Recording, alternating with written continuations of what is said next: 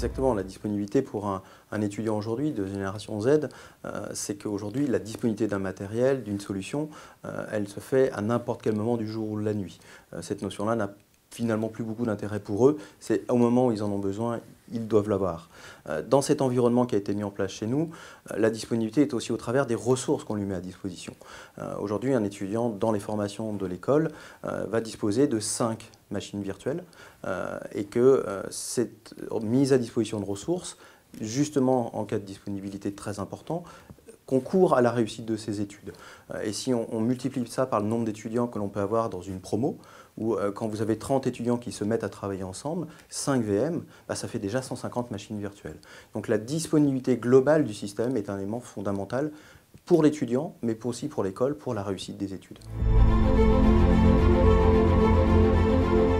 C'est un pendant de la disponibilité. La redondance, c'est aussi l'élément qui va permettre d'aller plus loin que de dire simplement le service est accessible, mais de pouvoir le garantir d'une certaine manière jusqu'aux éléments matériels. L'hyperconvergence aujourd'hui, finalement, ce sont 2 boîtiers qui peuvent être externalisés dans 2 data centers, qui va amener une vraie redondance même au sens physique. Et donc cette redondance va être sur le stockage, sur la VM, sur des mécanismes de redémarrage automatique, de plan de reprise d'activité ou de plan de continuité d'activité. Et donc c'est aussi un élément fondamental. À la rigueur, l'étudiant peut tolérer quelques minutes de coupure, mais si son cours doit avoir lieu, il faut que ça tourne. Et donc cet élément-là est un élément fondamental aussi. La sécurité, c'est entre guillemets un peu le filigrane de cet ensemble. Aujourd'hui, un étudiant, il est soit en cours, dans une salle à nous, soit en mobilité dans le bâtiment, en Wi-Fi, à la maison. Quand je parle de travailler la nuit, nos bâtiments ne sont pas ouverts la nuit, et donc l'étudiant va travailler à distance. Donc la sécurité est un élément prépondérant, et par lequel aujourd'hui on a voulu faire en sorte qu'on n'ait qu'un seul point d'accès.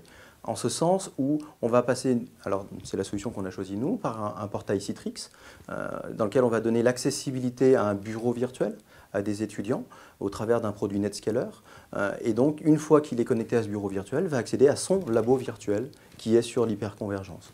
L'idée, c'est de pouvoir n'avoir qu'un point unique de connexion, qui permet de plus facilement contrôler qui fait quoi, de pouvoir authentifier les gens, sachant que ce sont des portails sur lesquels on va faire du cryptage, on va crypter les données sur du portail HTTPS, ce qui permet vraiment d'aller loin.